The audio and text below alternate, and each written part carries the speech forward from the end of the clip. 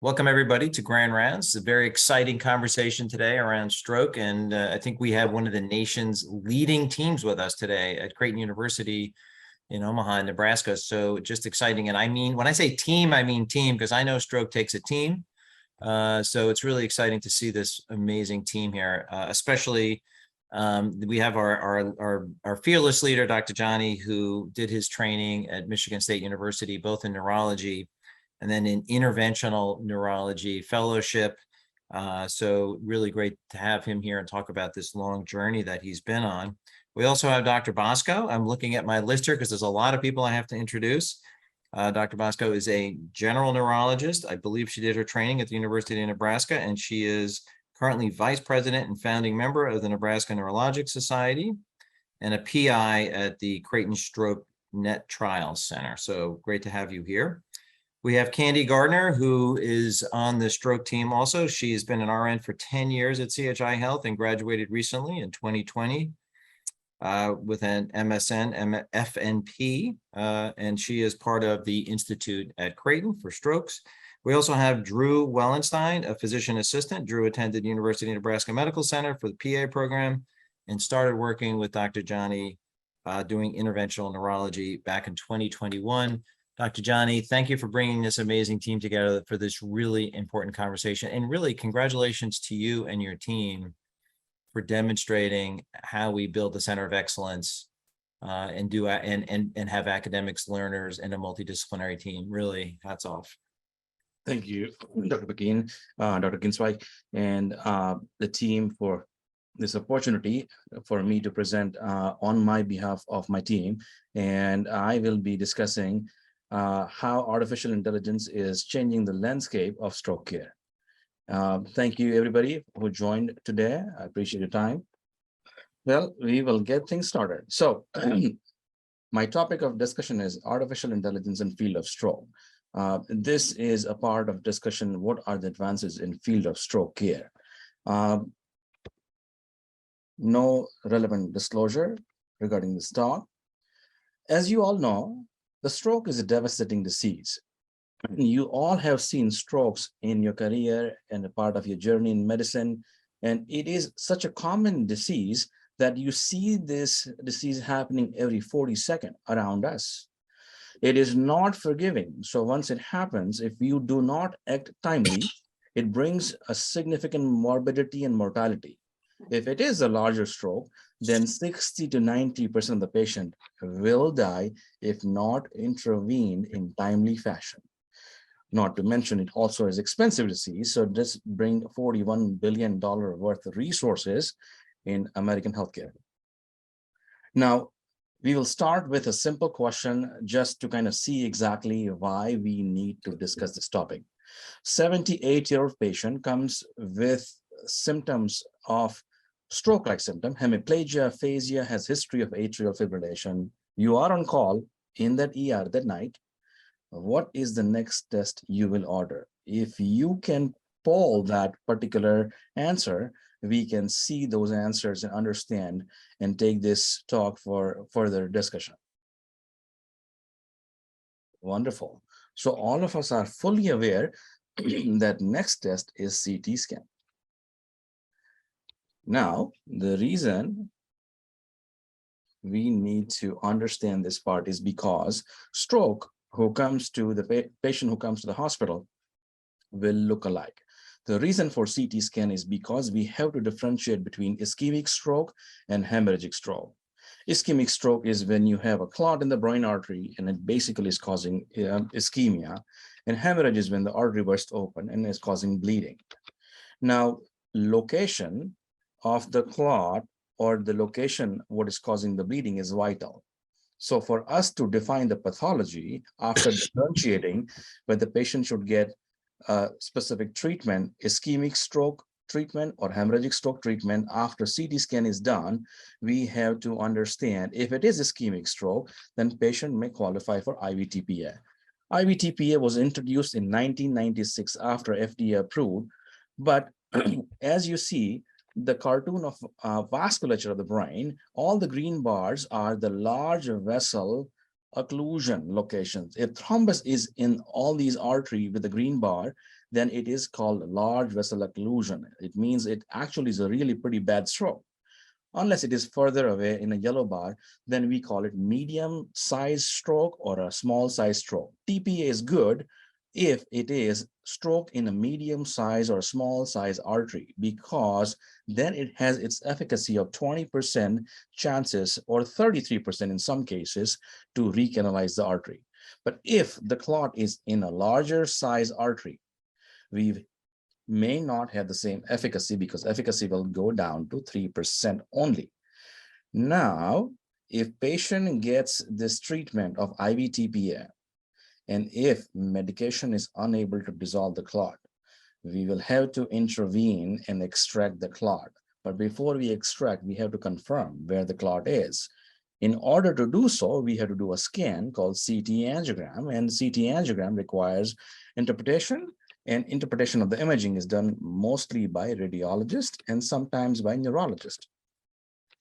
So the goal of this test to define the location is to understand the need for this procedure called embolectomy. Many of you have heard of this treatment. It's a life-saving treatment, just like heart attack STEMI, but this basically is defined to extract the clot in the brain. If you are not aware, I'll show you some pictorials. Patient comes to the table and we are able to access transfemoral artery access under fluoroscopy, and we are able to introduce a catheter and a wire to reach to the aortic arch where all the arteries take off, and we go and find which artery eventually has a clot and extract the clot. But to reach to this point, we have to figure out where the clot is. Now, question is, how long does it take for us to figure it out? In a fully functional, comprehensive stroke center who has all the resources 24/7, before the era of artificial intelligence, how long it took for us to figure out where the clot is by doing all the testing, so patient can get life-saving treatment, thrombectomy. If you can answer this question, that will be a good segue for us to understand the need for artificial intelligence. That is correct. Most of you feel that it takes longer. And as you can understand, longer it takes to find those patients who has clot, more suffering they will have.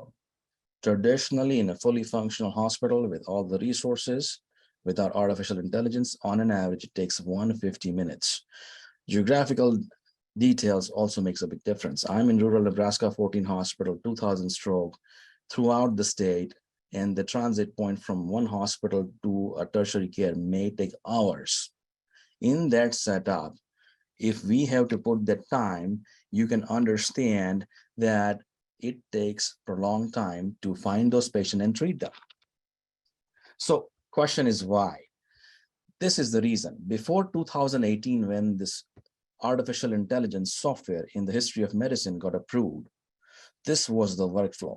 Patient calls 911 or somebody nearby calls 911. Patient gets to the hospital, whether they can do thrombectomy or not, via ambulance, most of the time, gets a CT scan. We check the eligibility of IV TPA, call stroke team, and then if they find a larger clot, then they may have to transfer the patient after speaking with the tertiary care center, who will come to that hospital, get rescanned, will get a second evaluation by stroke team, then neuro-interventionist comes in, and then they get life-saving mechanical thrombectomy. This sounds exhausting by me describing the steps and layer it takes to get a life-saving treatment. And I started the program in Omaha with 2,000 patients in rural Nebraska. It sometimes takes 3 to 6 hours to bring them on the table. And that is a significant time. Sometimes weather is not appropriate. Sometimes they're not flying. Sometimes they're in a smaller town. Sometimes they may not have telecapability. So how do we get right patient to the right hospital and right timing? So I'll show you a video description of how this works. But before we reach to that particular application, the reason to be concerned about timing in the field of stroke is because if we want to give them the optimum timeline for treatment, as you can see on this farther left graph, we really have to be quick. In order for us to treat them, we have to be quick to get the best out of this life-saving treatment. The more delay you have, less well they will do. The question is, you cannot bypass the layer. You still have to go through the process. So there was a time for us to rethink the process, and that is this.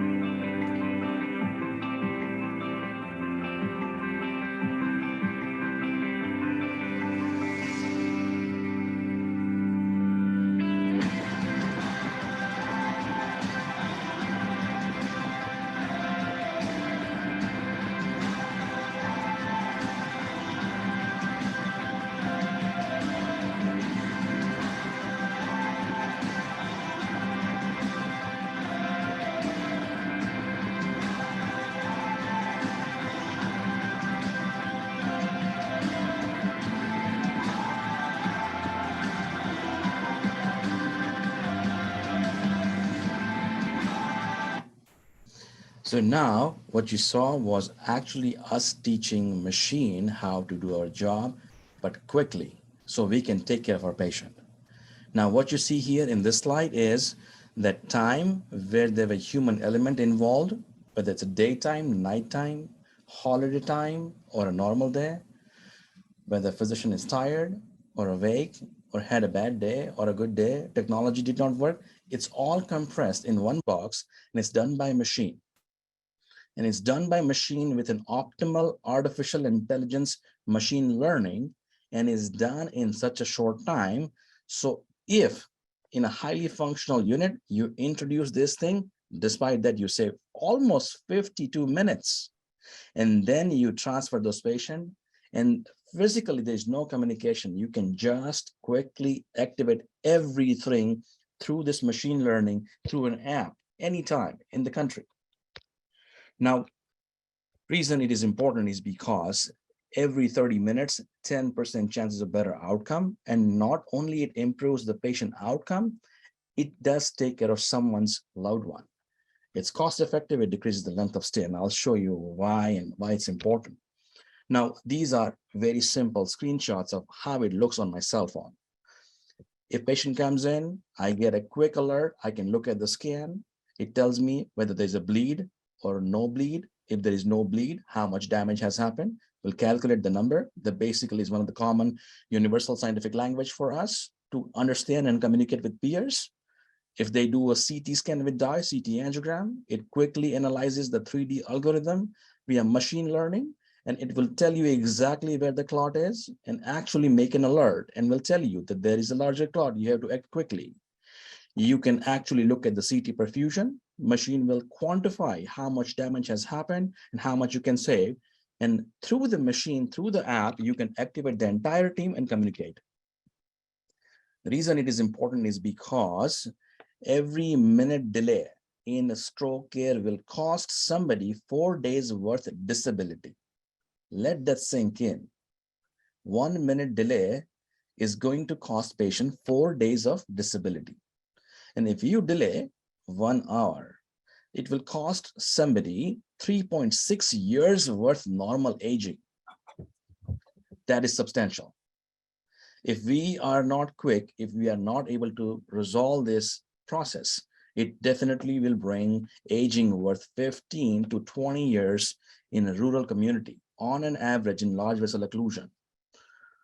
If you look at the finances and how societal benefits are with this software, is $10,000 cost saving per patient and 20,000 societal cost saving per patient. So it is powerful number. Now, question is how quick this software is, because I have been bragging about the software, but question is how quick it is.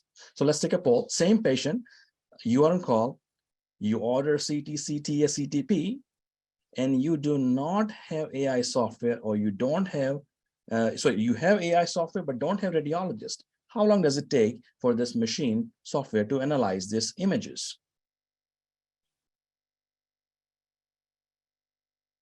With 95% accuracy. That's very important. Wonderful. It is so powerful, it analyzes all the details in 2 to 4 minutes. And that's why we are able to avoid unnecessary transfer. We're able to detect every single pathology we need to. We're able to figure out how much damage has happened just by a CAT scan. Able to figure out where the clot is, location, stenosis, amount of collaterals and reservoir. Also able to figure out exactly how those images look like and review those details with extreme accuracy on the cell phone, anytime, anywhere, with the use of artificial intelligence. Now, the key thing is it actually also assesses how much damage has happened and how much you can save. And that is vital when most of the patient who wake up with stroke, and we do not know when it happened. Machine has a time velocity specific analysis by judging how contrast is flowing on both sides, and will show you how those green area, which shows how much tissue is alive, and the pink area, which tells you how much tissue is dead. And that allows us to gauge those patients remotely and transferring them appropriately, making sure we preserve their dignity and save healthcare dollars if it is an unnecessary transfer. It also shows all the communication platform where you can communicate with the team, activate the team for thrombectomy, and also send picture and share those details upon completion of this procedure. Now, I want to show you the future of stroke, and that is mobile stroke unit. In many community, you have seen it or you will be seeing it. This is the CT scan built in the ambulance. which is going to change the landscape of some of the metro community. And the recent trial, which showed the financial cost benefits of this patient if it is used properly in certain geographical units. It has CT, CT, and geography capability, and patients are able to get TPA in the field on site. The artificial intelligence software is also able to analyze those images in the field, so we can directly bring them to the hospital, and in the future, hoping bypassing the ER. Think that, how quick of an evolution that will be. We will be detecting all these problems from the field, from patients' home, and they will be coming directly to the cath lab for life-saving treatment. There's already a trial that basically is looking at this integration with the help of artificial intelligence. But overall, I'll show you, and this is one of the last slide, what truly it does. In a regular hospital who has this capability of this software, and if you look at exactly how much time you're saving from primary stroke center to comprehensive stroke center, by just making the process compact, on an average, you're saving 66 minutes in transfer. And with that, you're saving almost 3.5 days of stay in neuro ICU. And that is substantial. We can't do this thing without my team. And I just want to thank my team and my mentors and everybody who actually has joined. And in summary, stroke can be treated. Time is still the brain. And artificial intelligence is changing the landscape of medicine, not just the stroke. So thank you all, and I appreciate this opportunity. And I think the session is the panel discussion to answer all the questions you have. Great. You want to, maybe we could stop. Wow, that's a lot going on there. So just a quick question, when do you anticipate that CT-based ambulance, the CT scan in the ambulance, how quick would you say that's gonna, where are you in that space in terms of coming along with that? So generally, the concept of mobile stroke unit is to reach to a community where you are able to deliver the TPA in driving distance. So mostly the geographical location is where the community is around 1 million people, is where you can see the financial feasibility based on current reimbursement and the cost. But at the same time, it also depends on partnership with other health systems in the community. Sure. Truly speaking of science, that device, that unit is what saves time. So to give a very simple answer, from onset of stroke symptom upon arrival of the crew at the home or the site, and the TPA administration may take approximately around 1 hour plus in most community in the fastest timeline. Now, I'm not talking about ER door to needle. I'm talking about scene arrival to TPA administration. That can be done in 15 minutes now with mobile stroke unit. Right. So truly speaking, you're shaving 45 minutes off actually at the site.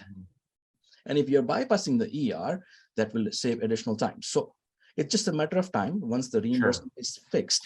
I personally think that in larger community where around 700,000 to 1 million individual, you will see this mobile stroke unit coming in next few years.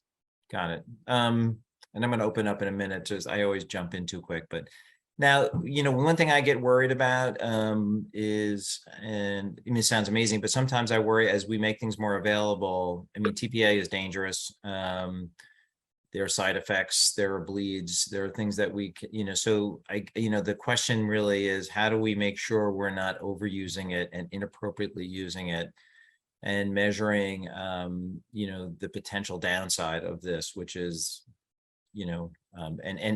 I've always, anytime technology moves fast, it's always hard to have evidence-based behind it. One of my favorite comments was, technology is faster than evidence, which always makes me nervous. So how does one, keep on top of this in terms of, formal randomized trials or things to that effect? And I'm opening this up to everybody, not just you, Dr. Jani. So people jump in, Dr. Bosco, Drew, Candy, but I'll start with you. And how do we look at the, the cautionary side of this? Absolutely. I think this was a question in pre-COVID era, and where we had a lot of hesitation in using technology. COVID actually expanded the horizon where we were forced to use technology and then question how good it was. And what we learned is same thing. TPA administration, if it is done via telemedicine, neither you see overutilization, nor you see extra complication. In fact, it actually reduces door to needle time.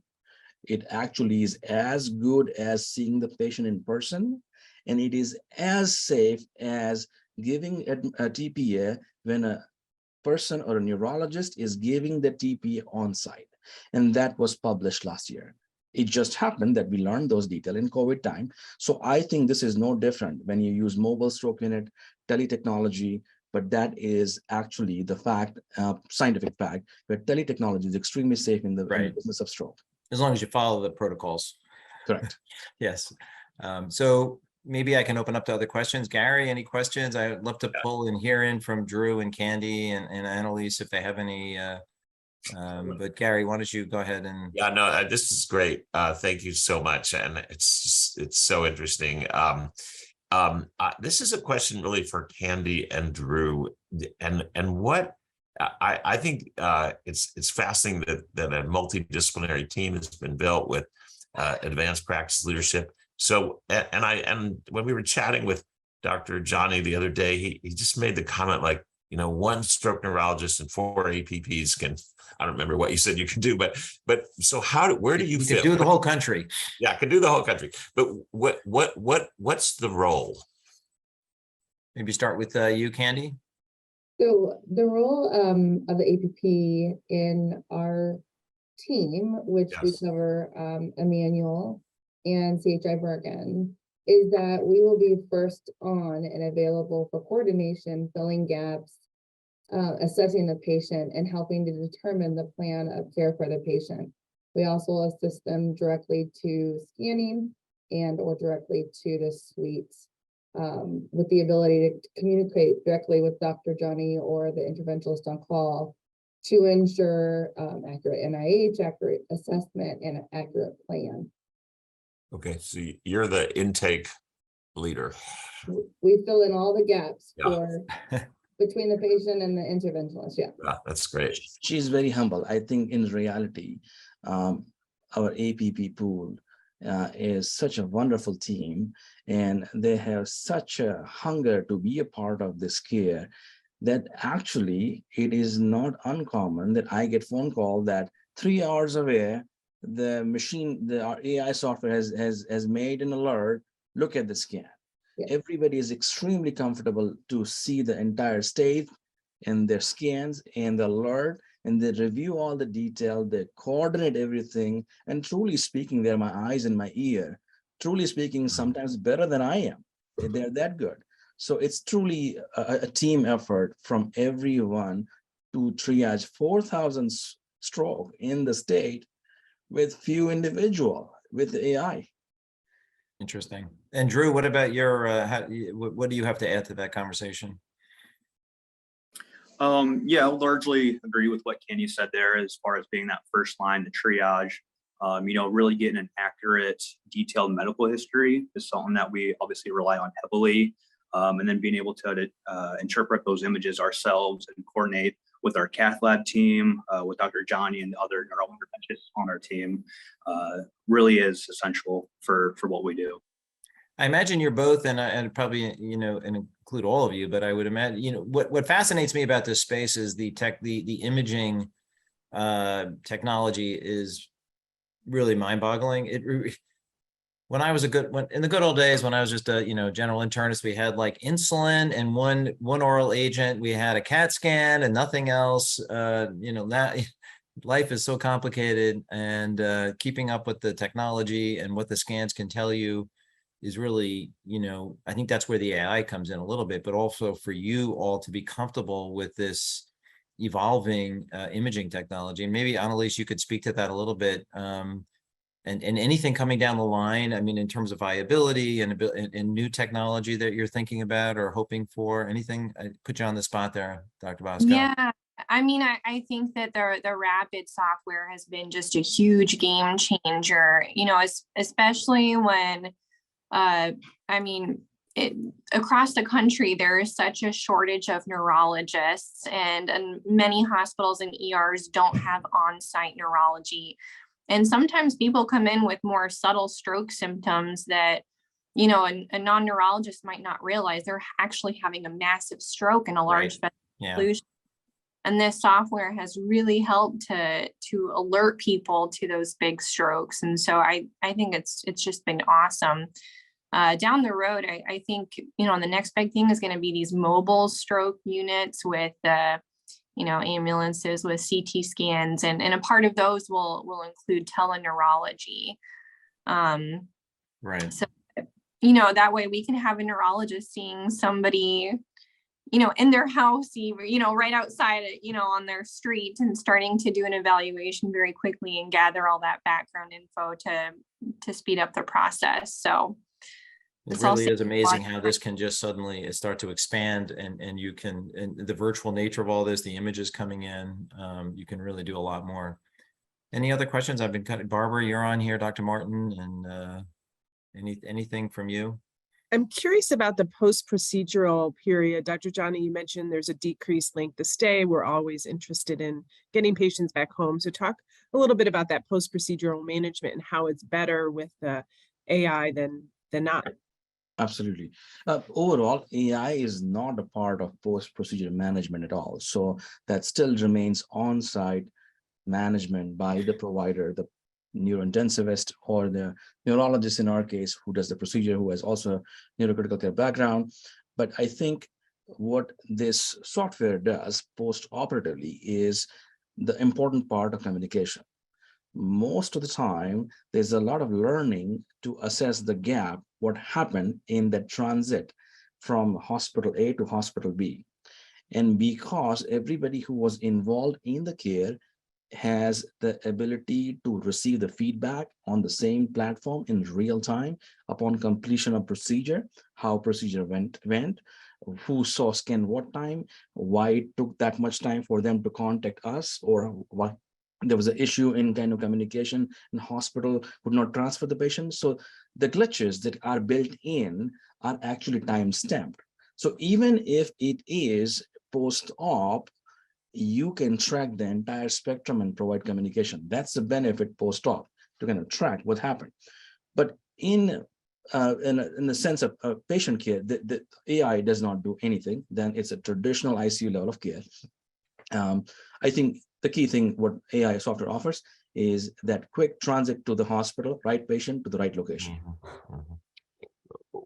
One other historical question. I remember in the early days of TPA that the ER teams and the ER physicians and somewhat as an organization were reluctant, and this causes more harm than it's good, and so on and so forth. And what's happened to that conversation, and how does this team partner with ER colleagues across the state?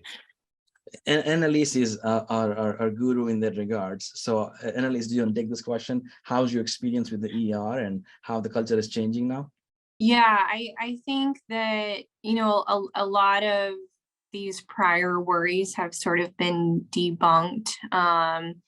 I tell a lot of my ER colleagues that, like good, healthy brains don't bleed. And so if you're hesitating about giving TPA or not, generally speaking, it's better to go ahead and give it. And from a legal perspective, generally people get in a lot more trouble for withholding TPA rather than. And you feel like that culture is shifting? Yes, absolutely. Yeah. Substantial shift in last few years. I think one of the things is we are able to engage all the new trainees on the common platform. And there's one-to-one interaction. And now it has no indirect loop where the third-party communication was done and how it was conveyed to the trainee. Everything and everyone is on the same text conversation. So they are seeing effect real time. Mhm. Advantage to this. When you thing say is- all the trainees, you mean ER trainees and Yeah, trainees, residents, neurologists, the or APP neurologists, trainees, all of them. CT techs, sometimes in certain location. So all of them are EMS. seeing this and learning as you're doing it, right? So the learning curve is tremendous. Right. You don't need to read guideline to see exactly what effect is. You can see that in front of Actually your visually eyes. see the artery open up. Absolutely. And we also do stroke 360, where we will exactly send them next day how clinically patient is doing as well.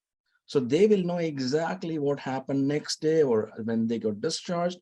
And in post-op care, there was this gap where EMS did not know what happened in ICU, ER did not know what happened in ICU, and ICU did not know what happened before we did Sure, the yeah, procedure. yeah. So what happened is there was this question of mortality, everyone will know, like patient died. And then you basically think you can't do much about it.